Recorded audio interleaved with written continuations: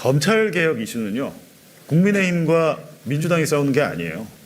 검찰개혁 이슈는 지금 민주당 내부에서 다른 의견들 때문에 했는데, 조선일보가 그런 기사를 던졌는데 결과적으로 그건 사실과 다른 오보입니다. 보안수사 유지를 결론 내린 적도 없어요. 제가 그 검찰개혁 추진단의 자문위원들한테 물어보니까 그런 논의 자체를 한 사실이 없는데 무슨 유지를 가닥을 잡냐. 오보인 거를 몰랐을까요? 저는 알면서 냈다고 생각합니다. 그거를 던짐으로 인해서 민주당 내부의 분열을 일으킬 수 있고 갈등이 증폭되고 있잖아요, 지금. 그러고 있죠. 끌려가고 있는 건데, 제가 그래서 이런 생각을 한번 해봤죠. 정성호 법무부 장관 정부 입법 예고안을 만들었는데 봉욱 민정수석이 관여를 했고 대통령이 정말 몰랐을까라는 생각이 들잖아요. 그 안에 대해서 대통령은 보고를 받았죠. 보고를 받았는데, 그렇다면 대통령이 내가 보기에 수사사법관이나 이런 것들은 검사들의 힘을 더 세게 해준 거니까 삭제해, 이렇게 할 수도 있죠. 제가 그래서 취재를 좀 다각적으로 해봤습니다. 이재명 대통령의 이게 업무 처리 방식을 보면 이제 기존의 대통령들이 했던 거랑은 많이 다른 것 같습니다. 한 두수, 세수, 네수 바둑으로 치면 네다섯 수 앞을 보는 것 같아요. 내가 검찰 조작 불법 수사의 피해자니까 적극적으로 여기 개입해서 단어 하나, 한 줄 한 줄 하나 대통령이 바꿀 수도 있죠. 근데 대통령이 선택한 방법은 그게 아니죠. 대통령이 선택한 방법은, 그래? 너희들 머리에서 그게 나왔어? 이게 이 문건이 수사사법관이나 뭐 보안 수사권이 유지된다는 식의 이런 구성, 이 정부 입법 예고안이 공개됐을 때 큰 논란이 되겠구나. 대통령이 몰랐을까요? 여러분 그거 아셔야 돼요. 이재명 대통령은 알고 그냥 그렇게 하라고 한 거예요. 여론이 가만히 있습니까? 여론이 난리가 났잖아요. 오히려 대통령이 만약에 여기 개입을 해가지고 한 줄 한 줄 다 첨삭을 해가지고 고쳐서 이 정부 입법 예고안을 내잖아요.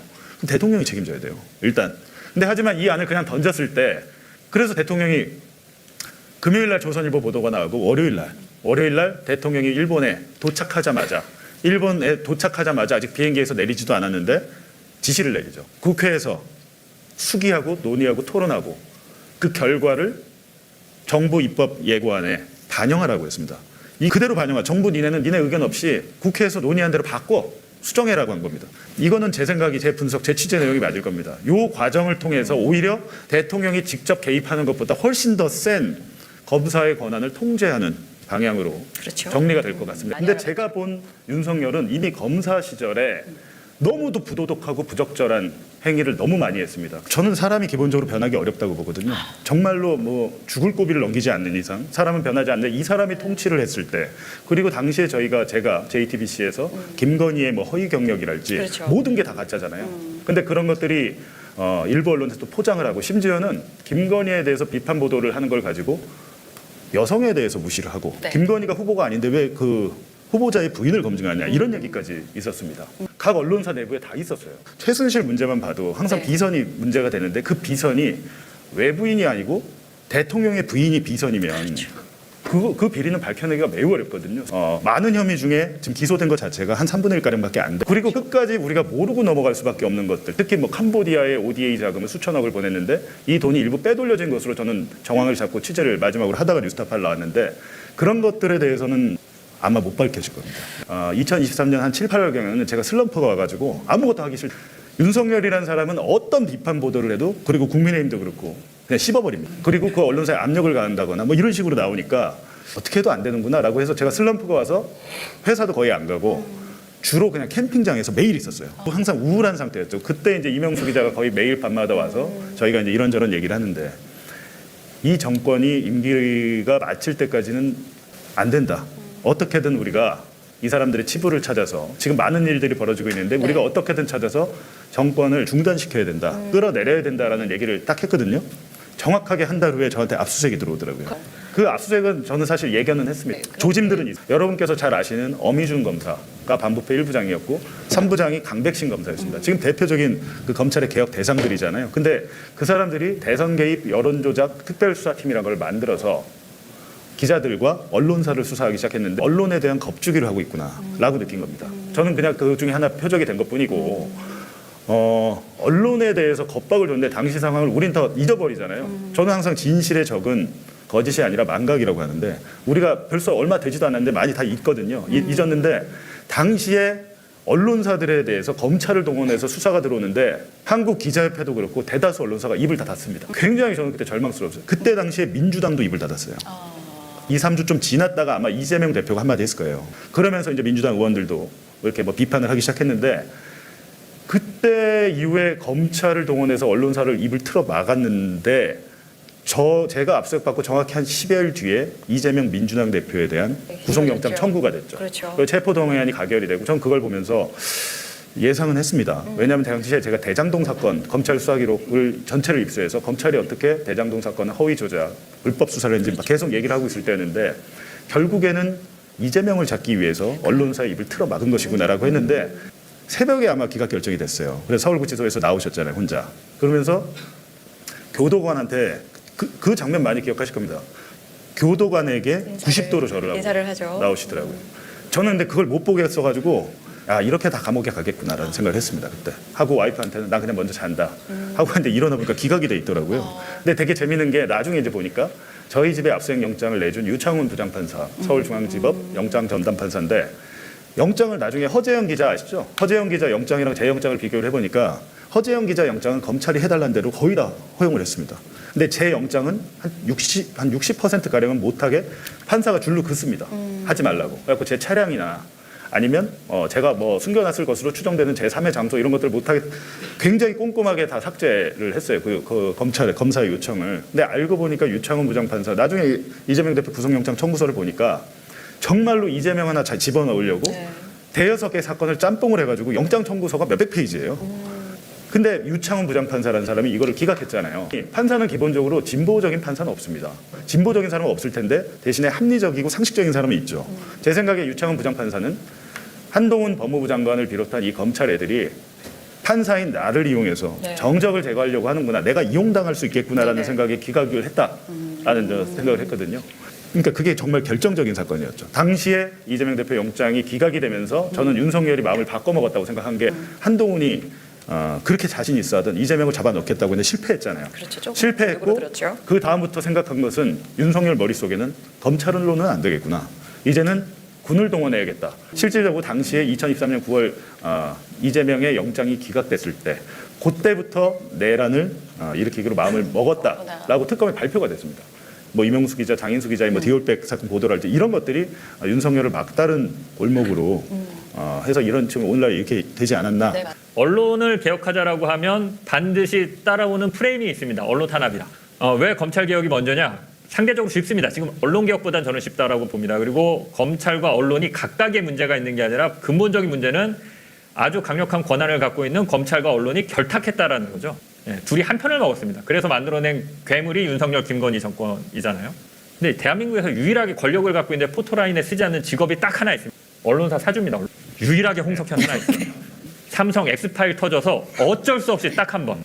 그 삼성의 이학수 부회장이랑 홍석현이 검사들한테 떡값 준 거를 통화하는 거를 국정원이 녹음한 거를 불법 도청한 거를 MBC의 이상호 기자가 이제 공개를 그렇죠. 해서 맞아요. 삼성 엑스파일이 폭로되니까 그때 어쩔 수 없이 한번 검찰이 홍석현을 불렀죠. 그래갖고 포토라인 지나가는데 중앙일보 기자들이 그 현장에 가서 사장님 힘내세요라고 하면서 박수를 쳤었죠. 그때 사장님 홍석현 포토라인 섰을 때 사장님 힘내세요라고 박수치고 응원의 메시지를 보냈던 기자들 중에 여러분들이 지금 현재 정의로운 기자라고 좋아하는 기자가 있을 수 있습니다. 검찰을 먼저 개혁하면 언론과 검찰의 이 결탁을 끊어낼 수 있습니다. 그리고 언론이 잘못했을 때 검찰이나 경찰 같은 수사기관이 언론의 범죄, 잘못된 행태에 대해서 수사하기 시작하면 언론도 바뀔 수 있는 계기가 마련이 됩니다. 저는 그래서 검찰 개혁이 중요하다고 보고요. 모든 개혁은요. 기득권을 갖고 있는 사람들한테 기득권을 어느 정도 회수해 와서 나눠주는 겁니다. 그러니까 개혁은 딱 하나입니다. 그러면 산업혁명이 일어나기 전까지는 동서고금을 막론하고 개혁은 하나였습니다. 땅을 많이 갖고 있는 사람들한테 땅을 가져와서 땅이 없는 사람들한테 나눠주는 겁니다. 산업혁명 이후에는 어려워졌는데 제가 좀 민주당이 답답해서 그런데 민주당은 기득권을 뺏어오려고는 하는데 뺏어온 기득권을 나눠주는 거에 대한 개념이 없는 것 같아요. 그러니까 개혁이 실패하는 겁니다. 그러니까 이런 겁니다. 대토지 농장주, 뭐 권문세족 이런 사람들한테 토지를 몰수해요. 몰수해서 갖고 있으면 그 개혁이 성공합니까? 자영농을 키워야죠. 토지를 나눠줘서. 종부세를 걷었으면 최저임금 받는 사람들의 세율을 낮춰줘야죠. 근로소득세를. 그렇지 않습니까? 이걸 걷어서 나라가 쓸 생각을 해요. 검찰로부터 기득권을 가져왔으면 그 기득권을 받아서 신나는 사람이 있어야 개혁이 성공하는 겁니다. 민주당의 개혁이 제가 봤을 때 실패하는 이유는 뺏어오는데 뺏어올 때 이 사람들이 삐질 것 같아. 강남의 부자들이나 검사들이나 언론들이 우리를 싫어할 것 같아. 그러니까 우리를 싫어하지 마세요라고 하면서 조금 뺏어오고 끝납니다. 개혁이. 100번 해도 100번 다 실패하는 개혁입니다. 조선일보가 가장 먼저 보도를 합니다. 네, 검찰개혁 추진단에서 보안 수사권을 검사에게 유지시키는 방향으로 결론을 냈다라는 보도를 아침에 내요. 저는 그래갖고 그날 아침에 제가 그날 방송 계획을 다 뒤집었습니다. 저는 개인적으로 이 조선일보가 이 기사를 낸 목적이 있다고 판단을 했어요. 팩트 체크 하나 하고 가죠. 여순 사건 얘기가 나왔으니까. 14연대가 출동을 거부하면서 대한민국 당시 정부가 보기엔 이제 반란 사건 비슷하게 되죠. 거부하면서 무장폭동을 일으키니까. 그 당시에 진압되고 체포되는 중요한 사람이 하나 있죠. 사형 선고 받는 박정희. 여순에서. 네. 예, 14연대 여순에서. 그때 박정희가 14연대의 장교였고 예. 박정희의 형이 유명한 남로당 당원 그것도 네. 제가 유명자 했던 그 당시에 박정희는 그 당시에 여순 사건에 가담하고 네. 역시 남로당 원이었던 걸로 해서 체포돼서 사형 선고를 받는데 1948년 이제 4월 3일에 이제 봉기가 일어나고 예. 그리고 그런 과정에서 봉기가 일어났지만 제주도에서는 이 봉기를 일으킨 쪽과 또 군인 구연대 간에 이제 평화 협상이 진행이 됩니다. 그런데 갑자기 5월 1일 오라리 방화 사건이 일어나면서 미군정이 이 4.3에 대해서 제주도민들에 대해서 탄압을 하는 강경 작전을 이제 펼치게 됩니다. 네. 그런 과정에서 당시 구연대장이었던 김익렬 장군이 해임이 되고 그 후임으로 이제 박진경 장군이 이제 들어오게 되는 거죠. 투입을 시킨 거네요. 그렇죠. 투입을 네, 시킨 교체를 거고. 그래서 해서. 미군정의 계획에 의해서 제주도에 대한 강경 진압이 필요하다는 판단을 했던 예. 것이고 그 제일 최선두에 박진경을 시킨 겁니다. 그러면서 5월 중순에 오게 되는데 그때부터 6월 30일까지 토벌 작전을 총 공세를 예. 펼치게 되는 거죠. 그런 과정에 너무나 과도하게 3,000명 이상의 연행과 이런 진압 작전이 있었기 때문에 이 구연대 내에서 반발이 일어나게 됩니다. 왜냐하면 구연대에 참여했던 군인들은 평화협상을 통해서 제주도민들이 무고한 상황들이 있었기 때문에 이 문제를 빨리 종결을 시키기 위해서 함께했던 팀들이었거든요. 그런데 예. 박진경이가 와서 강경진압으로 돌아서고 형제 자매라고 할 수 있는 도민들에 대한 탄압을 예. 진행시켰기 때문에 암살을 해야 된다, 제거해야 된다라고 판단을 했던 것이고 그리고 6월달에 이제 6월 중순이죠. 6월 중순에서 말 사이에 사살이 됩니다. 그리고 나서 특진을 하게 되고 대한민국 정부에서 정부 수립 이후에는 4.3에 대한 또 토벌 작전이 더욱더 강경하게 일어나게 되는데요. 1948년 11월 17일 날 이제 계엄이 선포되는데요. 제주도에 계엄이 선포되고 나서 다시 초강경 작전이 진행이 됩니다. 그래서 그 11월 17일부터 그 이듬해까지 다시 이제 그 불법적인 이제 이 탄압이 시작되는데 그런 과정에서 물론 저희 부모들뿐만 아니라 저희 중조부가 그때 다시 또 희생을 당하게 됩니다.